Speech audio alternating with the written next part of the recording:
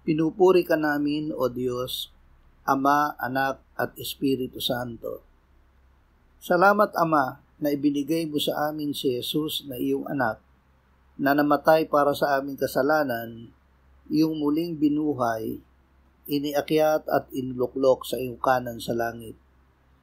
Salamat na ibinigay mo sa amin ang iyong banal na Espiritu at sa pamamagitan niya ay ibinuhos mo ang iyong pag-ibig sa aming puso. Ama, iyong bubuhayin ang mga namatay kay Kristo sa kanyang pagbabalik.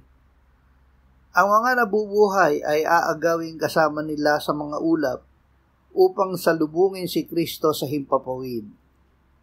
Sa gayon ay makakapiling namin siya magpakailanman. O Espiritu Santo, aliwin mo kami upang maaliw namin ang isa't isa ng mga salitang ito. Amen.